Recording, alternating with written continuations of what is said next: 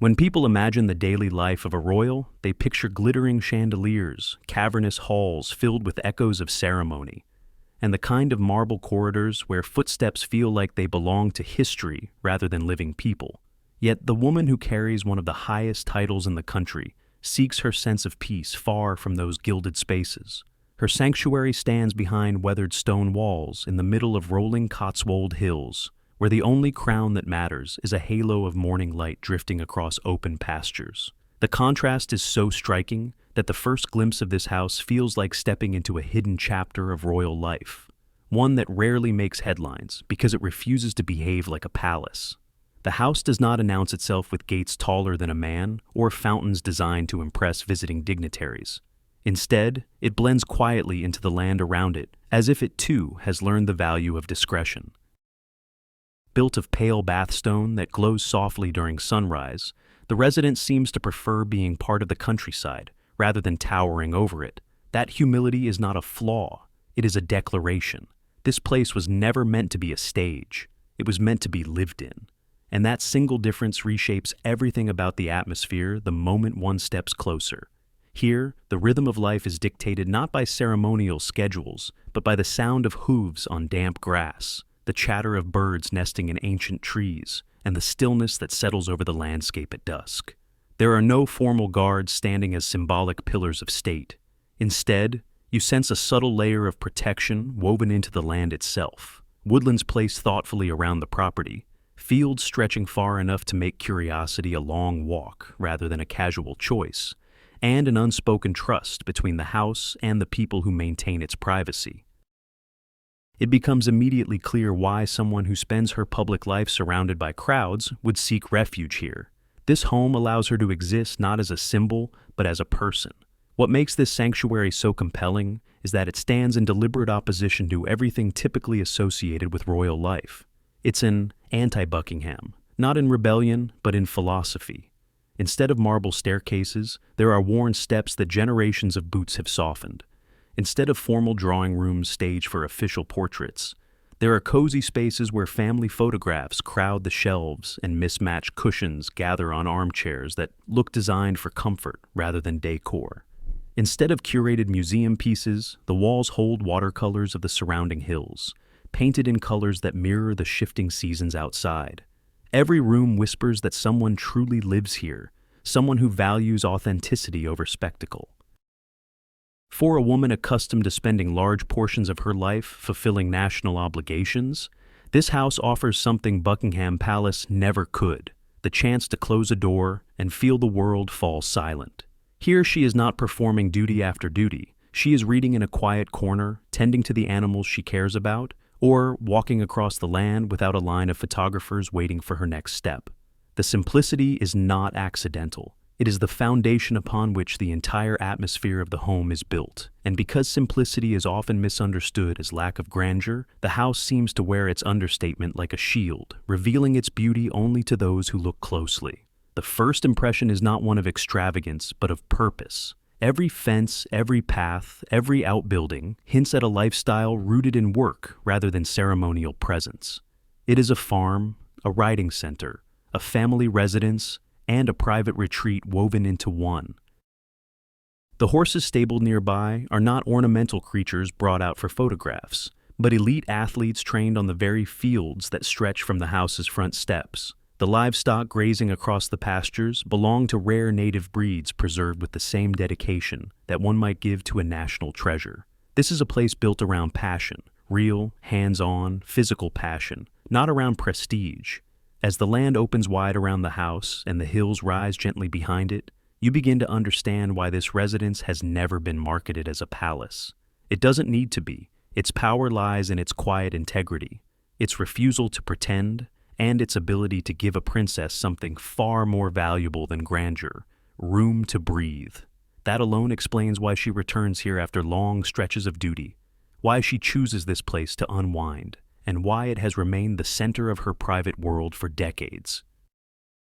It is not the splendor of the house that captures attention, but the certainty that within these walls, the royal veneer falls away, and what remains is someone living an honest, grounded life in a home designed not for ceremony, but for living.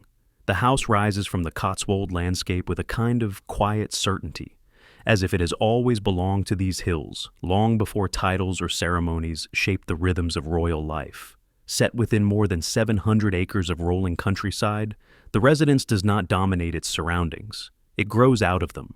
From a distance, its pale bathstone walls blend into the soft gold and green shades of the fields, mirroring the colors of the land with an effortless harmony that only centuries of coexistence can create. The first impression is not of a building placed upon the earth, but one carved gently into it, shaped by the same winds that sweep across the grazing fields and the same light that softens each contour of the valley. The journey toward the estate introduces its character long before the house itself becomes visible. Narrow lanes bordered by ancient hedgerows wind between villages, whose stone cottages seem frozen in time. Mincinghampton and Avening sit like bookends to the land surrounding the estate, their modest charm forming a buffer that shields the property from the hurried pace of the larger world. As the road bends past open commons dotted with cattle wandering freely under ancient grazing rights, the landscape begins to shift from picturesque to deeply rooted, as though every inch of land has been lived with, worked, and quietly preserved for generations. Only when the hills part does the house reveal its full form, balanced, symmetrical, unmistakably Georgian. The proportions are precise, but never severe.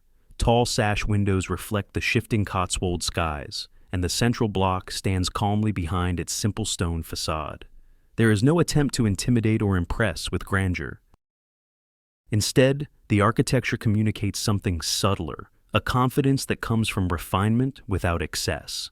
The design favors clarity, light, and practicality, choosing elegance over display and structure over spectacle.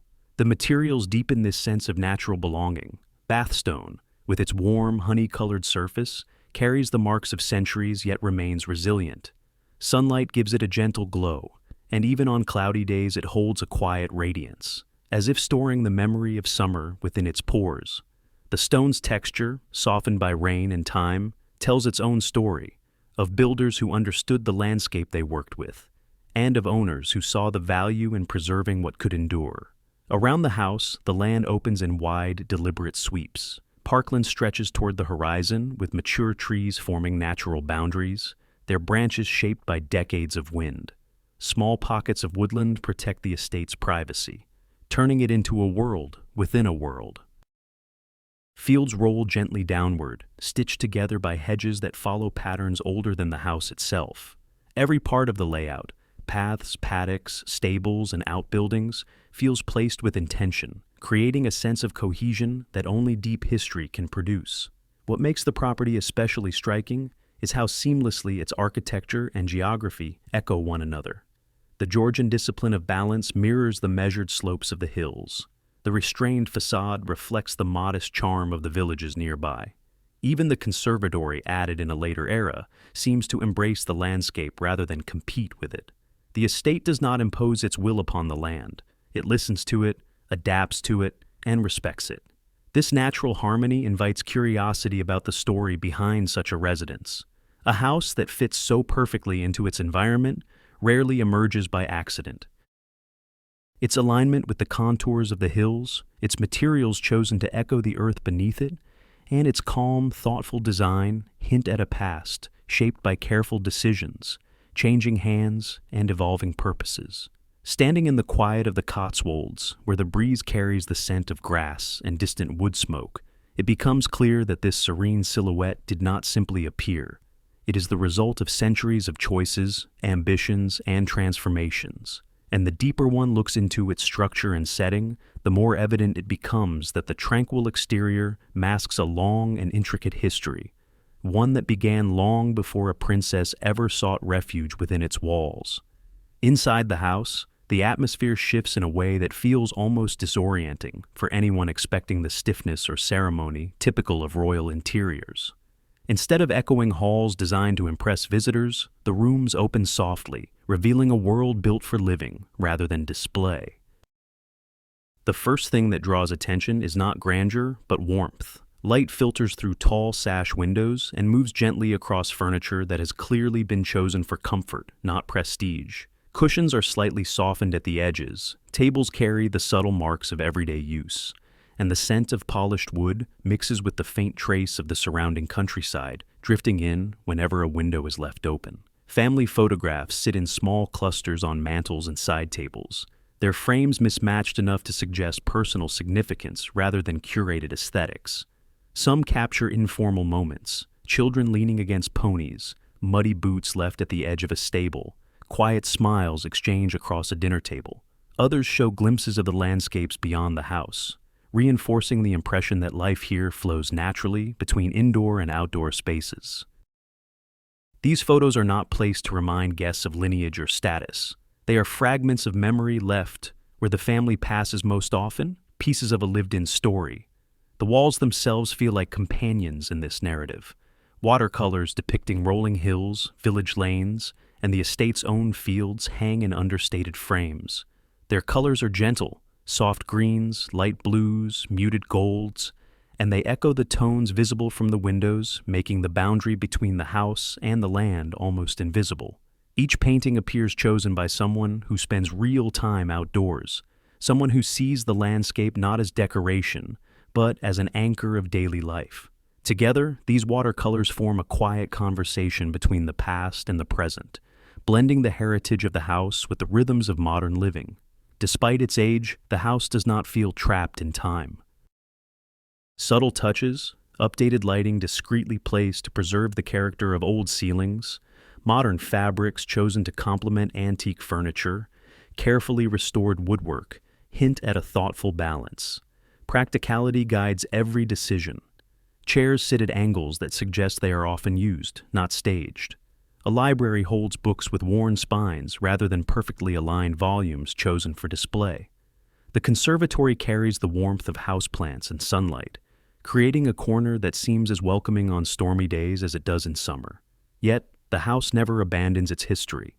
It stands on centuries of foundations, and traces of earlier eras remain visible in the depth of window recesses, the thickness of stone walls, and the proportions of each room. The harmony between old and new emerges not from renovation alone, but from deliberate respect, honoring the original craftsmanship while ensuring the home supports the modern routines of the family.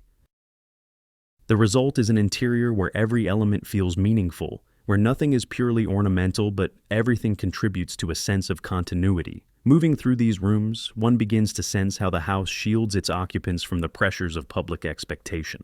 There is no need for formal receiving rooms or ceremonial layouts here. Instead, the flow from one space to another reflects the same practicality found in the surrounding farmland. Everything has a purpose, yet nothing feels rigid.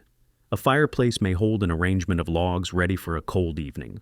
A hallway might lead to a mudroom that shows traces of riding boots or outdoor coats. These details reveal a household rhythm shaped by activity, not spectacle, a living pattern woven seamlessly into the building's historical structure. The deeper one explores, the clearer it becomes that the home's serenity did not appear overnight. It is the product of centuries of adaptation, shaped by families who lived within these same walls long before royalty took residence. Every beam and doorway hints at earlier hands that built, repaired, expanded, and cherished the property. This fusion of eras, Georgian elegance, Victorian adjustments, modern refinements, creates a layered, organic identity that pulls visitors deeper into its history with every step. And just as the warmth of the interior draws attention inward, the echo of the past begins to rise beneath the surface. The quiet beauty of the rooms offers only a glimpse of the estate's deeper origins, hinting that long before a princess made this place her refuge, the land and the house upon it had already lived many lives, each leaving its mark on the stones that now guard this private world. The story of the estate begins long before its walls were raised, in an era when the land was not yet shaped by private ambitions, but held under the authority of religious institutions. For centuries, vast tracts of the Cotswold countryside belonged to monastic orders whose influence extended across villages, fields, and woodlands. These communities managed the landscape with a combination of devotion and practicality, cultivating the land as part of their daily life. The hills and valleys surrounding what would one day become a royal refuge were once threaded with the routines of monks tending livestock, harvesting crops, and overseeing communal labor. Everything changed during the sweeping transformation known as the Dissolution, when monastic holdings were seized and redistributed under the crown. What had once been sacred agricultural land became a commodity, entering a new era of ownership that reshaped the countryside in lasting ways. The fields, once tended for spiritual and communal purposes, were suddenly thrust into the market where wealth, opportunity, and ambition determined their fate. It was in this turbulent moment of redistribution that the foundation of the future estate began to form, not yet in architecture, but in the transfer of stewardship. The first chapter of its private life opened when the lands fell into the hands of Lord Windsor, whose acquisition marked a shift toward a more secular and aristocratic use of the terrain. Yet it was not until the mid-1600s that the direction of the estate crystallized. In 1656, the property was purchased by Philip Shepherd, a decision that would quietly set the stage for the house that stands today. The Shepherds were not merely landowners, they were participants in the expanding economic life of the region, their fortunes tied to the textile industry that had brought prosperity to many families in Gloucestershire.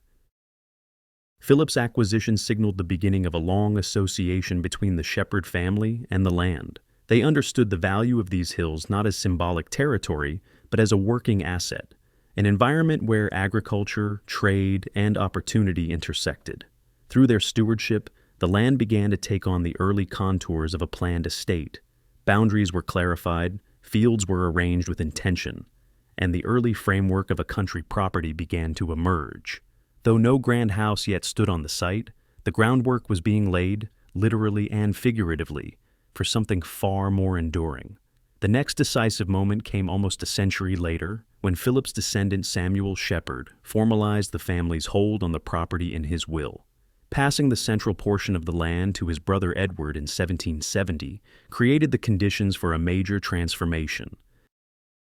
Edward Shepherd, having benefited from the thriving textile trade, possessed both the means and the vision to elevate the estate beyond its agricultural origins. He saw the potential not only for profitable land, but for a residence that would symbolize stability, refinement, and generational continuity.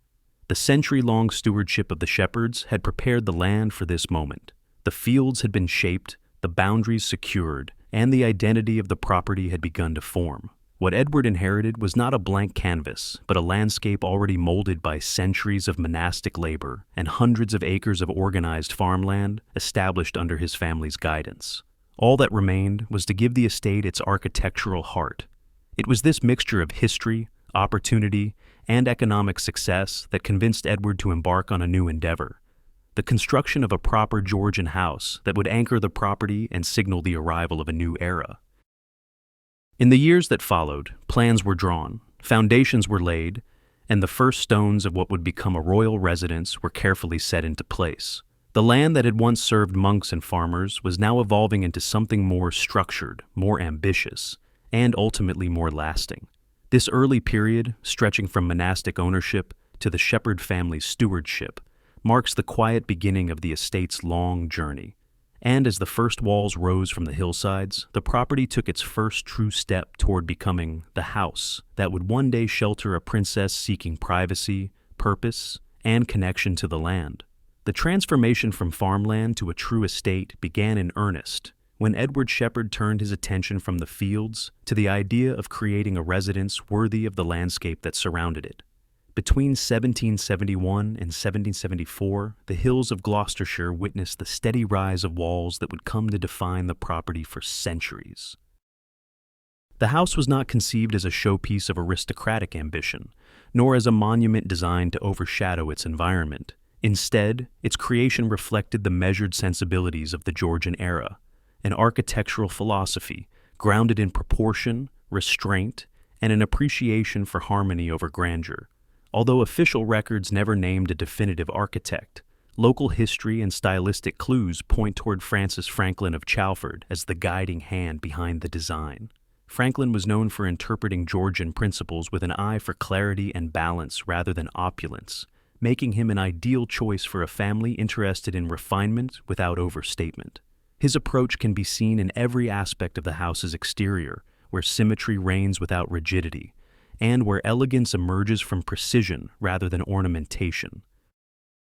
The facade that rose from the hillside followed the classic Georgian formula: a central block flanked by proportionate wings, tall sash windows evenly spaced like measured breaths, and a roofline that neither intruded upon the sky nor disappeared into it. The bathstone chosen for construction gave the structure its warm, honey-toned character, allowing the house to glow softly in the shifting Cotswold light. This stone, widely prized in the 18th century, offered durability while lending the building a natural connection to its surroundings, its color echoing the fields and hills it overlooked. Inside, the layout reflected the same thoughtful discipline. Rooms aligned with mathematical precision, corridors ran clean and straight, and staircases rose with understated confidence. There were no elaborate carvings to distract the eye, no gold leaf embellishments to shout for attention. The interior architecture expressed calm order, a trait that would later make the home particularly suited to a life built on practicality and purpose rather than ceremony. Yet the simplicity of design did not equate to austerity. Georgian architecture excelled at creating spaces that felt both dignified and welcoming, and this house was no exception. High ceilings brought airiness to each room.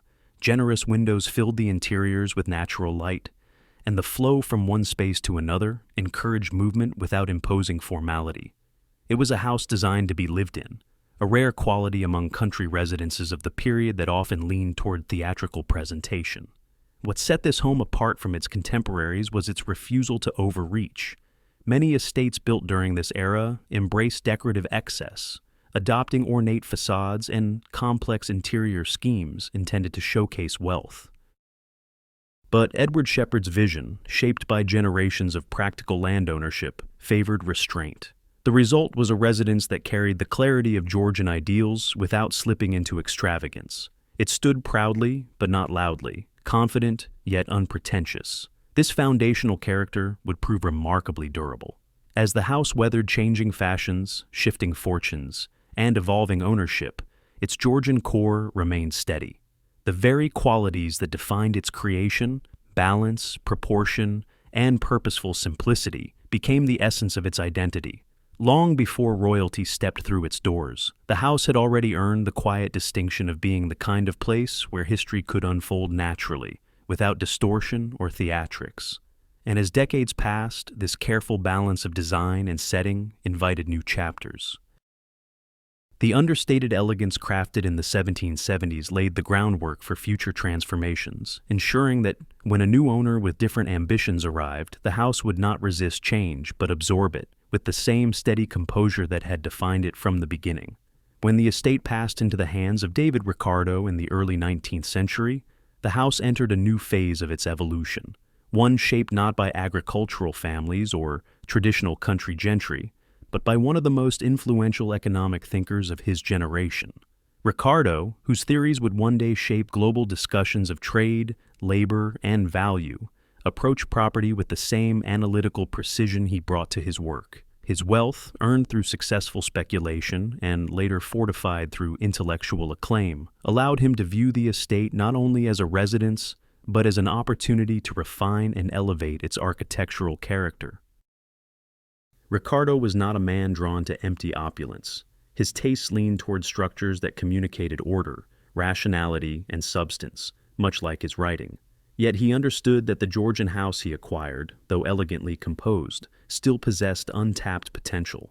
To bring the building closer to his vision of a fully realized country estate, he turned to his gifted relative, the young architect George Bassevi, who would later distinguish himself with major contributions to British architecture, including his work on the Fitzwilliam Museum in Cambridge.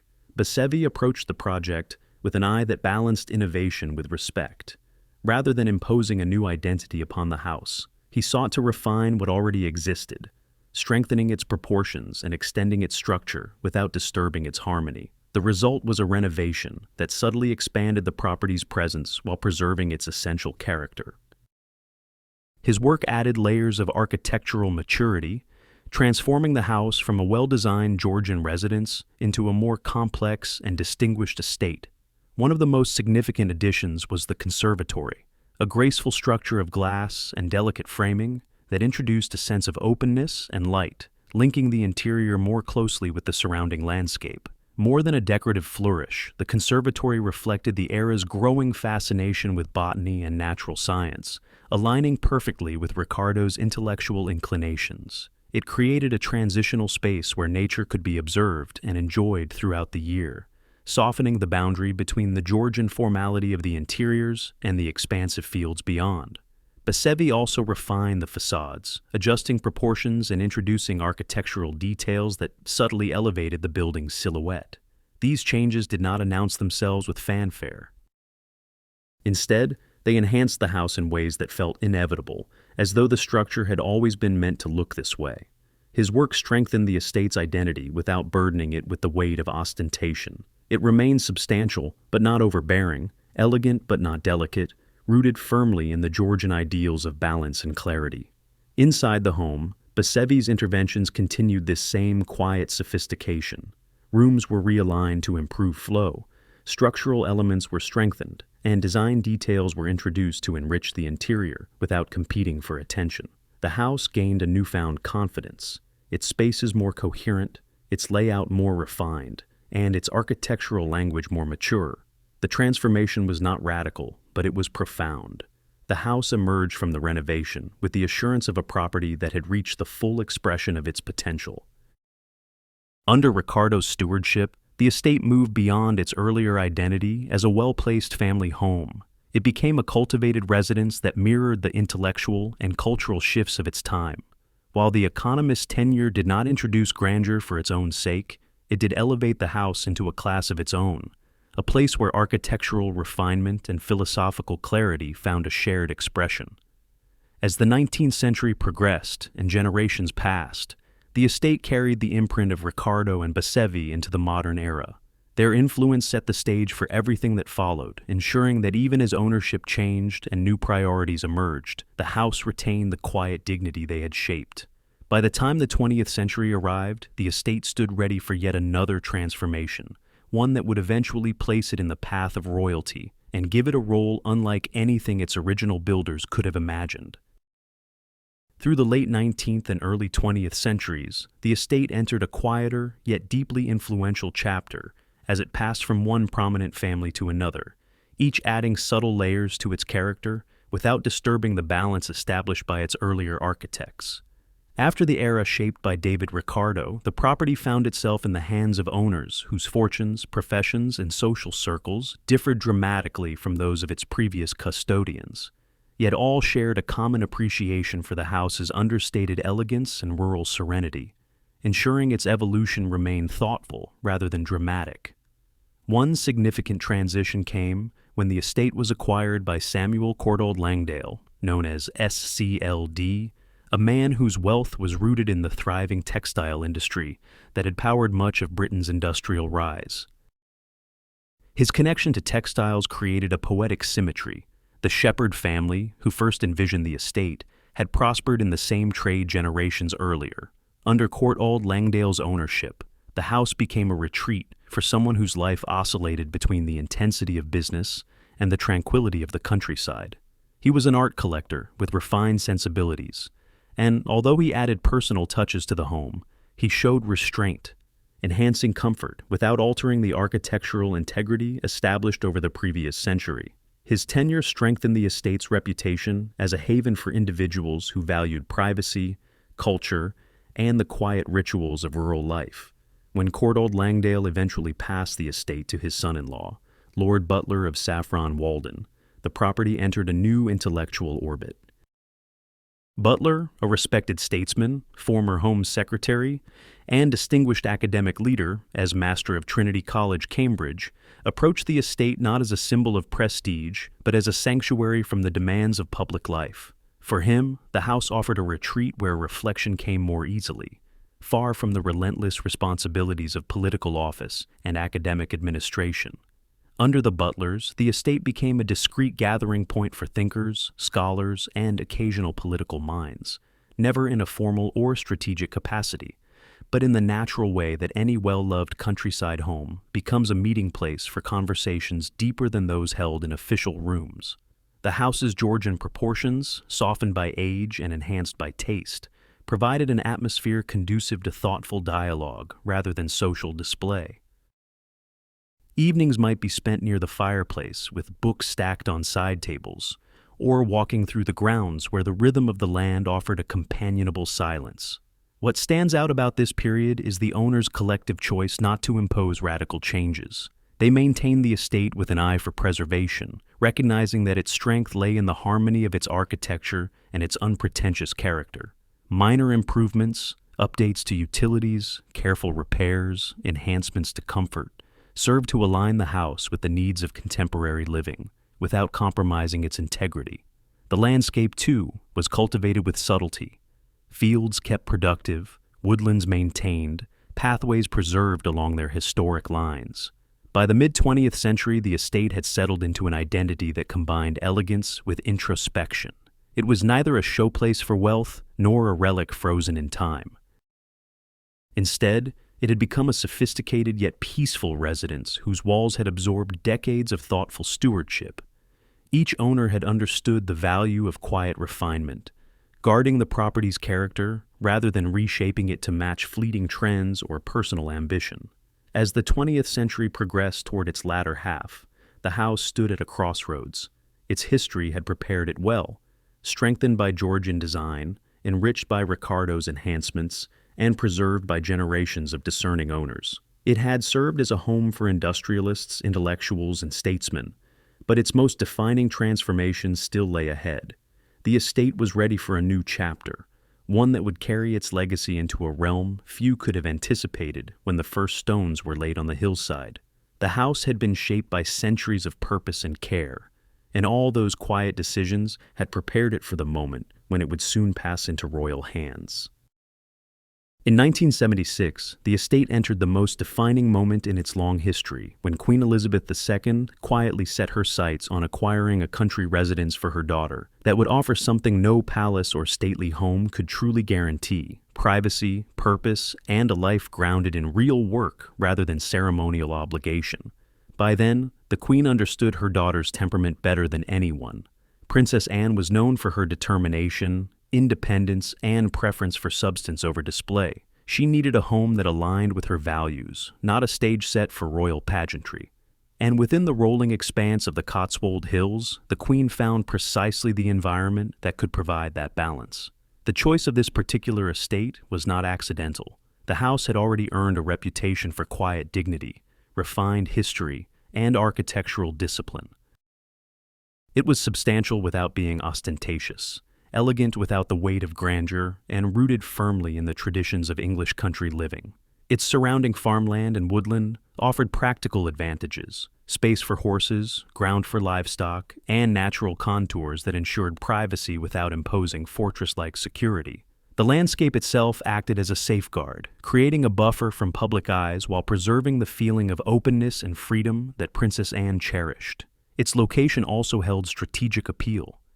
Close to the villages of Minchinhampton and Avening, yet insulated by vast acreage, the estate struck a balance between isolation and accessibility. The Queen recognized that her daughter, whose life blended public duty with equestrian competition, would need a residence that supported both independence and practicality. The house's proximity to important equestrian centers, combined with the potential for developing training facilities on site, made it an ideal base for a lifelong horsewoman. The purchase price, believed to be between $500,000 and $750,000, reflected both the estate's size and its architectural significance. While no official figure was ever released, contemporary estimates suggest the cost would equate to several million pounds in today's currency. Yet the Queen's investment was not merely financial. She understood that a home, especially for a royal accustomed to the pressures of public scrutiny, needed to be more than a fine building. It needed to be a place where a life could unfold naturally, away from the choreography of royal ceremony. Before Princess Anne could move in, however, the estate required extensive preparation. Decades of careful preservation had kept the house structurally sound, but it needed modernizing to meet the standards expected of a royal residence, standards that prioritized functionality over ornament. The restoration commissioned by the Queen blended respect for the house's Georgian bones with quiet enhancements to ensure efficiency, comfort, and long-term resilience. Electrical systems were updated, heating modernized, interior layouts refined to accommodate both family living and the occasional demands of royal life. Decorative changes followed, but with a guiding principle that mirrored Princess Anne's own personality, practicality first. The rooms were refreshed, but not transformed into palatial spaces. Original features such as sash windows, wood paneling, and period fireplaces were preserved, reinforcing the home's heritage. New furnishings were chosen for comfort and durability rather than show, maintaining the understated charm that had defined the house since its earliest days. Outside, the estate underwent its own evolution. The land was surveyed with an eye toward equestrian use, and plans were formed to expand stabling facilities, improve paddocks, and develop areas suitable for training elite horses. These adjustments were not merely aesthetic. They reflected a future shaped around daily routines in the saddle, competitions, and breeding programs that would eventually involve the next generation as well. As the renovations progressed, the estate began to shift subtly in identity. Though it remained rooted in Georgian architecture and centuries of private ownership, a new purpose was taking shape. The house was being readied not just for any family, but for a royal whose life was defined by a rare blend of discipline, independence, and unpretentious strength. The estate's long history had prepared it for many transitions, but this was the moment when it became something different. No longer simply a refined country home, but a residence capable of supporting the complex rhythms of a modern royal life. By late 1977, the house stood ready. Its walls had been refreshed, its wood polished, its fields surveyed, and its stables prepared. What had begun centuries earlier as monastic land had now transformed into a sanctuary for a princess who valued privacy, purpose, and meaningful work. The stage was set for her arrival, and as the final touches settled into place, the estate stood quietly poised for the beginning of a new chapter in its already rich history. The arrival of Princess Anne at the estate in late 1977 marked not just a change in ownership, but the beginning of a profound shift in how the property would function. For the first time in its long history, the house and the land surrounding it were about to be shaped by the needs of a family whose daily routine revolved around elite-level sport. This was not a royal residence in the ceremonial sense. It was a base of operations for two Olympic riders whose lives were intertwined with horses, competition schedules, and the disciplined rhythm of training. From the moment Princess Anne and Captain Mark Phillips crossed the threshold, the estate began adapting itself to a lifestyle defined by movement, athleticism, and an unusually close connection to the land. The house itself, though spacious and elegant, required careful planning to support such an active household. Rooms were arranged to create a clear balance between family life and the practical demands of managing a working estate. Spaces that might once have been used for formal entertaining became comfortable, informal areas where the family could gather without interruption. Offices, tack rooms, and storage spaces were organized to ensure that equestrian tasks, veterinary care, equipment maintenance, training schedules could be managed efficiently. Even the rhythm of the hallways reflected a household that moved constantly between the indoors and the outdoors, between the quiet of domestic life and the steady activity of the stables. Outside, the transformation was even more pronounced. Existing stables were expanded and upgraded, with facilities designed specifically for high-performance training. The fields were assessed not just for grazing, but for their suitability as gallop tracks, schooling areas, and conditioning routes. Fences were repositioned, turnout paddocks restructured, and new outbuildings constructed to store feed, equipment, and machinery. The estate quickly evolved into a sophisticated equestrian center where every path, every gate, and every paddock had a purpose. Horses were at the heart of daily life, and the land responded accordingly. The early years of the family's life on the estate were filled with a sense of freedom that few royal children experience. Peter and Zara Phillips grew up with more than 700 acres as their playground, a world of fields, woods, and stables that invited exploration and adventure. While other royal residences often kept their youngest occupants within walled gardens or closely monitored courtyards, here the outdoors belonged to them. They learned the contours of the land by running across meadows, climbing over fences, and riding ponies through the open fields. The estate became a place where childhood unfolded not in controlled environments, but in the expansive embrace of nature. Inside the house, the rhythm of family life adjusted to the demands of an equestrian home. Early mornings often began with the muffled sounds of activity from the stables, hooves striking the ground, stable doors opening, grooms calling soft commands. The day's schedule was structured around training, schooling, and travel, with competitions frequently pulling the family away and returning them to the steady predictability of the estate. Meals were often practical rather than formal, shaped by the realities of long days spent outdoors. Boots were lined near the doors, jackets hung in convenient places, and rooms took on the comfortable signs of a household where work and home life blended naturally. The estate's vast space allowed each family member to carve out a personal relationship with the land.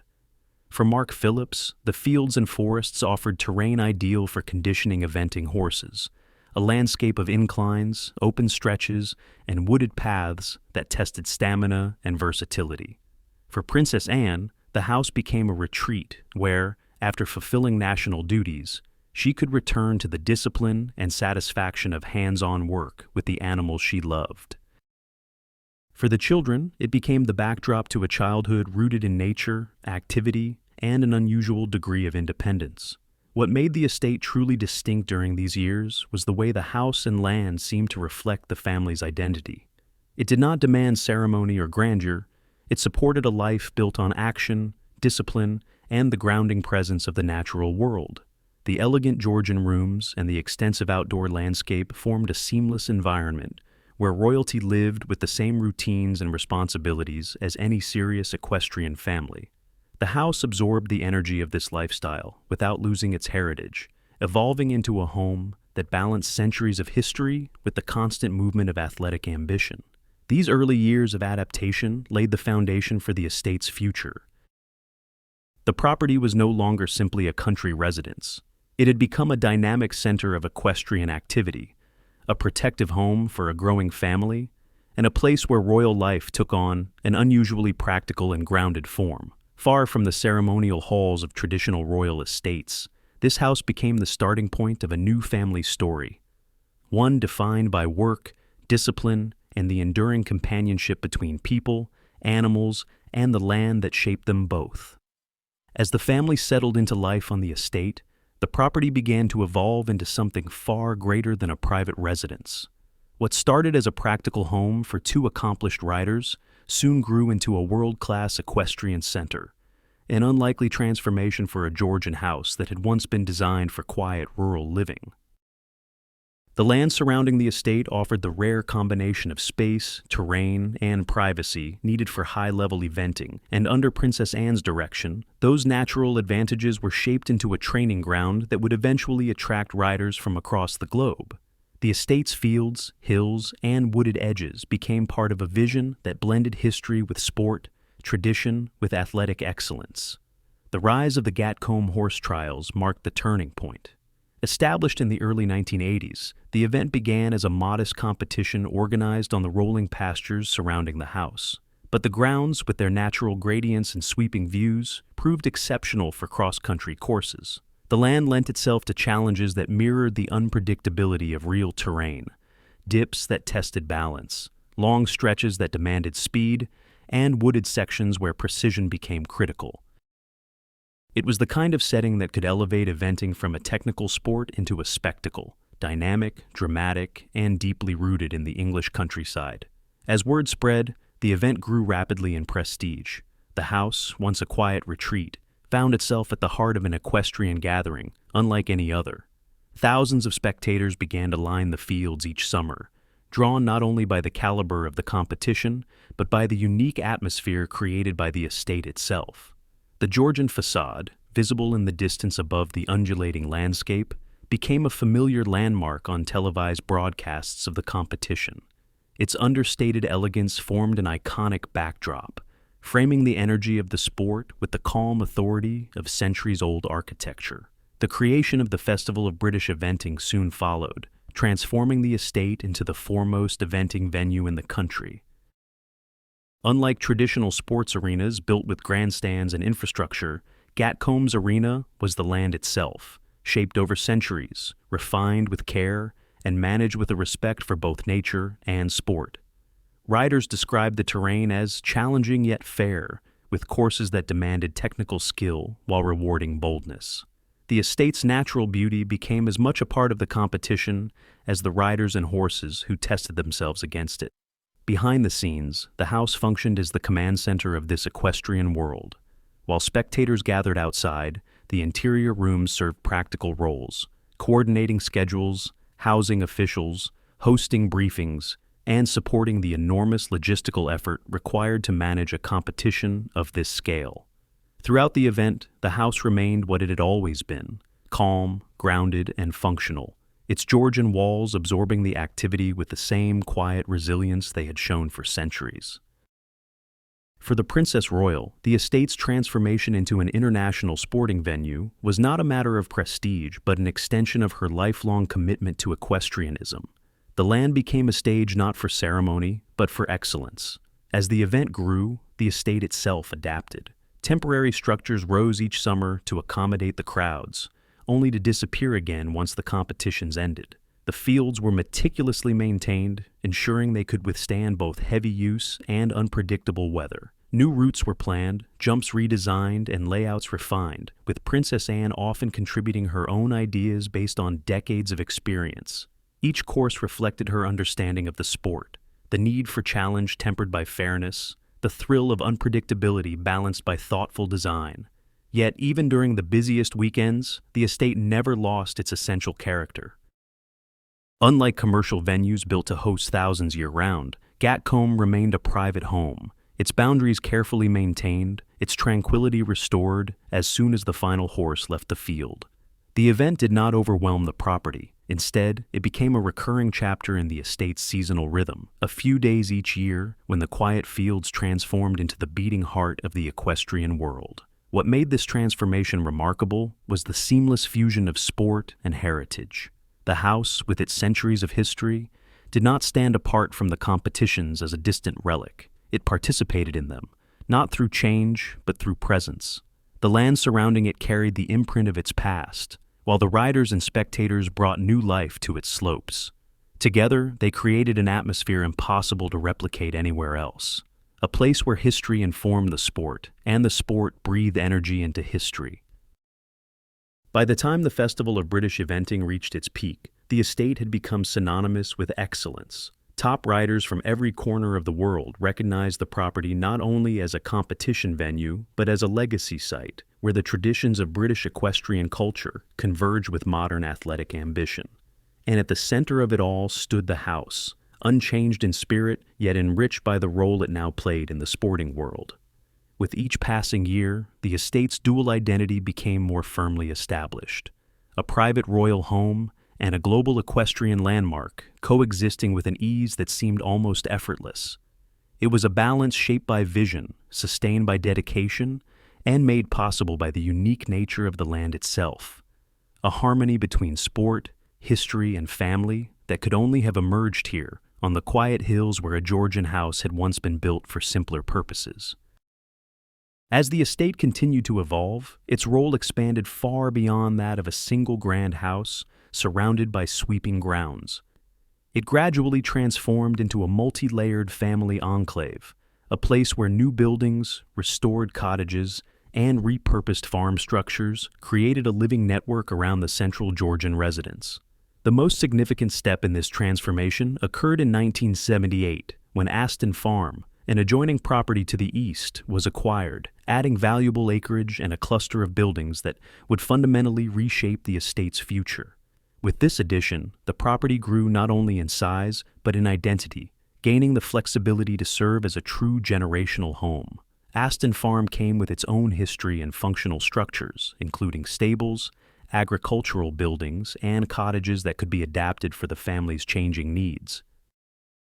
The integration of this land created a natural extension of the main estate, opening up new possibilities for living arrangements, equestrian facilities, and long-term planning. Suddenly, the estate was no longer just a residence. It was a small, self-sustained community with enough space for multiple households to coexist while maintaining privacy and independence. Paths wound between properties, linking them without forcing proximity. and fields stretched in coordinated lines, connecting the entire landscape into a single cohesive environment. For Princess Anne's family, this expansion arrived at the perfect moment. As Peter and Zara grew older, the additional buildings provided space for them to enjoy a degree of autonomy that few royal children experience. They were able to develop early independence while still being protected within the boundaries of their family's land. Aston Farm became more than an outlying building. It was a vital part of the estate's daily life, a place where horses were trained, equipment was stored, and future possibilities took shape. Its presence gave the estate a modular quality, allowing different parts to evolve with the needs of each generation. The true significance of Aston Farm emerged during the family transitions that followed. When Princess Anne and Mark Phillips separated in 1989 and later formalized their divorce, the estate's architecture absorbed the change with a degree of grace that few properties could offer. The existence of multiple residences on the same land allowed a difficult personal transition to unfold with dignity and minimal disruption. Princess Anne remained in the main house, preserving continuity for her children, while Aston Farm became the residence of Mark Phillips, and later the home he shared with his second wife. Living arrangements that elsewhere might have been tense or impractical found a strangely functional equilibrium here, supported by the estate's scale and thoughtful layout. This multi-household structure also eased the evolution of family life, as new marriages, new careers, and new generations emerged. When Princess Anne married Timothy Lawrence in 1992, the main house welcomed a new chapter of domestic stability without displacing its past. The estate's architecture supported this shift naturally, its many rooms, quiet corners, and wide-open landscape providing space for a blended household to settle and grow. The next generation solidified the estate's identity as a true family complex. As adults, both Peter and Zara found in the estate not only a family home, but a foundation for their own families. For Zara and her husband, Mike Tyndall, Aston Farm became a natural refuge. After initially living in Cheltenham, they returned to the estate, drawn to the stability and privacy it offered, and began raising their children amidst the same fields where Zara had grown up. The land that once served as a training ground for her own equestrian career now shaped the childhood of Mia, Lena, and Lucas, 3 more children who would learn the contours of the countryside by running through fields and watching horses thunder across the grass. Even as families grew and relationships shifted, the estate remained remarkably adaptable. Cottages were renovated, farm buildings repurposed, and pathways adjusted, each change subtly weaving new layers into the estate's fabric. The property functioned like an evolving ecosystem, stable enough to preserve tradition, yet flexible enough to accommodate new needs. By the time the estate reached the 21st century, it had become not just a royal residence, but a generational landscape, an interconnected cluster of homes, stables, fields, and workspaces unified by shared history and purpose. The main Georgian house no longer stood alone. It was the nucleus of a living, breathing estate where history and family intertwined across acres of land. Its role shifted from singular symbol to central anchor, providing continuity through marriages, separations, new beginnings, and the steady unfolding of family life. In this extended architecture of family, cottages alive with new generations, farms echoing with the steady rhythm of work, and pathways carrying memories from one decade to the next, the estate found its modern identity. It became a rare example of a royal property that was not merely inherited, but actively lived in, reshaped, and expanded to meet the evolving needs of everyone who called it home. The estate's evolution into a multi-generational refuge became especially meaningful during one of the most turbulent periods in its history. When Princess Anne and Mark Phillips faced the end of their marriage, the property absorbed the shock with a steadiness that few family homes, royal or otherwise, could offer. The house did not become a symbol of rupture or loss. Instead, it acted as a stabilizing force, quietly reshaping itself to accommodate a new reality without surrendering its essential calm. The vastness of the estate, along with the earlier acquisition of Aston Farm, played a critical role in this transition. While Princess Anne remained in the main house to provide continuity for her children, Mark Phillips moved into Aston Farm, where the comfortable distance between the residences preserved privacy while permitting a degree of cooperation that prioritized the well-being of the family. Rather than forcing abrupt relocations or severing familiar routines, the estate allowed each person to adjust in their own rhythm. Horses continued training in the fields, staff carried on with daily duties, and the land maintained the quiet order that had long defined it. In many homes, the physical spaces become strained under the weight of personal upheaval, but here the architecture of the estate acted almost like a mediator. Its multiple residences created natural boundaries without disconnecting the people who lived within them. The main house remained a sanctuary for Princess Anne, her children, and later the new family dynamic she would build. Aston Farm became a practical residence for Mark Phillips during and after the separation, later accommodating the life he formed beyond the marriage. This spatial continuity softened emotional transitions, allowing family members to maintain familiarity with the land and the routines that had always grounded them. When Princess Anne married Timothy Lawrence in 1992, the property once again demonstrated its ability to welcome change without disruption. The house did not require redefinition. Its long-standing character, practical, steady, and deeply rooted, absorbed the shift with the same gentle stability it had shown during the preceding years. Life continued in a pattern shaped by work, discipline, and family, and the estate's sense of balance returned almost naturally. The fields remained filled with horses, the stables with daily tasks, and the quiet lanes with the same reassuring privacy that had drawn the Princess Royal there in the first place. Through all of this, the estate's identity as a quiet harbor only deepened. It became a living testament to the idea that homes can endure personal upheaval without becoming defined by it.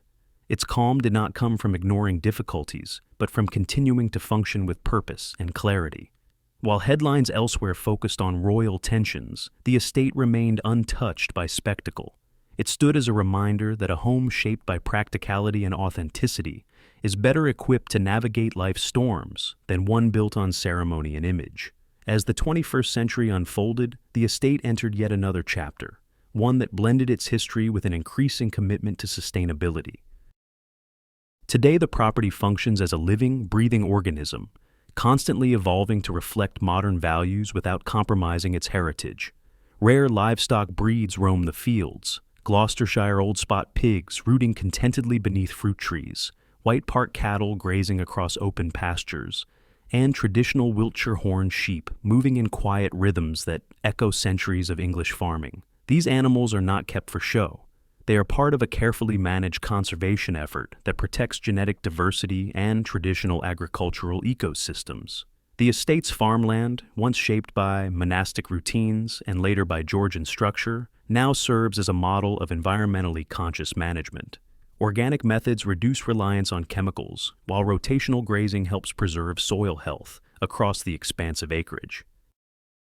Woodland areas are maintained not only for privacy, but to protect biodiversity, offering shelter for native species and stabilizing the natural contours of the land. Water systems are managed with increasing attention to conservation, reflecting a thoughtful recognition that heritage properties must adapt to contemporary environmental challenges. What makes the estate truly unique in the modern era is its integration of family life with ongoing agricultural and equestrian work. Unlike many royal residences that function as ceremonial settings or historical museums, this property is deeply alive. Horses continue to train across fields designed with decades of expertise, machinery hums in barns during planting and harvest, and children grow up surrounded by the same combination of structure and freedom that shaped earlier generations.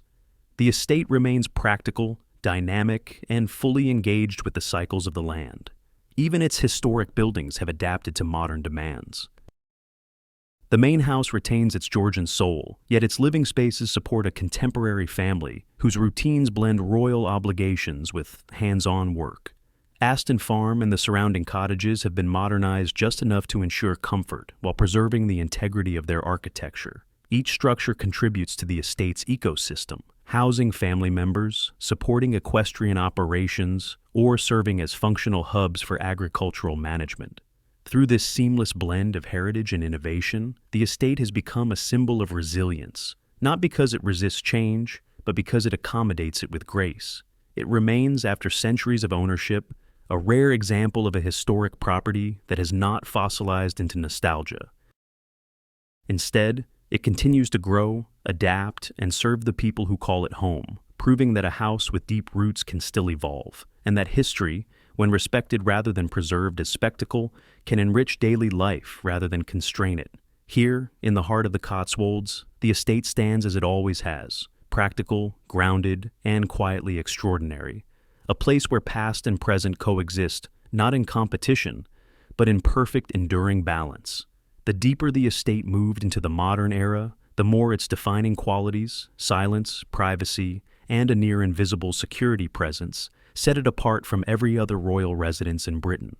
While places like Buckingham Palace or Windsor Castle attract millions of tourists and operate as both homes and national symbols, this estate exists in deliberate contrast. Its gates are not ceremonial, its guards not stationed for display, and its layout not designed to impress the public. Everything about the property is oriented toward one goal: the preservation of a life lived away from spectacle. Part of this privacy arises naturally from its location. Nestled within the folds of the Cotswold Hills, the estate is protected by the landscape itself. Wooded areas buffer the main residence, vast fields stretch outward in every direction, and the winding rural roads leading to the property discourage casual exploration. A person could pass within a mile of the estate and never suspect they were near a royal home. What the land does not conceal, careful planning ensures. Trees are placed strategically to shield sightlines. Buildings are positioned with an understanding of terrain, and the overall layout creates a quiet perimeter that feels organic rather than imposed. Security, though robust, remains deliberately unobtrusive. There are no formal checkpoints or rows of armed guards as seen at more public-facing royal sites. Instead, modern surveillance blends into the environment, supported by personnel trained to operate without intruding on the life of the family or the character of the land. The estate's philosophy is not to intimidate or to display authority, but to maintain safety through subtlety. Privacy is enforced not through barriers, but through a culture of respect, shared by the local community, by those who work on the estate, and by the landscape itself, which absorbs sound and movement with ease. The absence of tourism is perhaps the most striking difference. While other royal residences must balance tradition with public expectation, this estate never opens its doors to guided tours or daily visitors. Its events, chiefly equestrian competitions or seasonal craft fairs, offer limited glimpses of the grounds, but keep the heart of the home completely inaccessible. The Georgian house remains a private domain, untouched by the crowds and commercial pressures that often transform historic homes into curated experiences. Within its walls, nothing is posed, staged, or adjusted for outside eyes. The rooms remain what they have always been: living spaces shaped by practical needs, personal tastes, and the rhythms of family life. This separation from public access is not a rejection of royal responsibility. It is an acknowledgement that not every residence must serve as a symbol. Some must serve as homes. This estate carved out its own place in the royal landscape precisely because it protects what most other properties cannot: an unfiltered, unexposed life. The silence that settles across its fields is not a void, it is a shield. It allows work to continue without interruption, family relationships to develop without scrutiny, and traditions to deepen without being turned into performances. Over the decades, this quiet refuge has become inseparable from Princess Anne's identity. The estate reflects her values more clearly than any public speech or formal engagement. It is steady, hard-working, and unapologetically practical, shaped not by luxury, but by purpose. Within its walls, she has raised her children, maintained her demanding schedule, and pursued her lifelong dedication to horses and agriculture. Every part of the estate, from the stable to the farmland to the family cottages, echoes the principles she embodies: discipline, resilience, and a grounded approach to life. For her family, the estate has been more than a backdrop. It has been a constant thread through decades of change. Children grew into adults while riding through the same fields they once explored on foot. Marriages, separations, new beginnings, and new generations unfolded within the protective embrace of the land. The property adapted to each shift, absorbing both joyful milestones and difficult transitions, with the same gentle steadiness that has become its signature. Its flexibility, born of its size and thoughtful design, allowed personal evolution without upheaval, offering continuity even when circumstances changed. In the broader tapestry of royal architecture, the estate occupies a unique position. It is neither a ceremonial monument nor a historic museum. It is a working estate, one that blends heritage with practicality in a way that few modern properties achieve. Its significance does not stem from extravagance, but from its ability to endure, quietly, consistently, and without the need for public validation.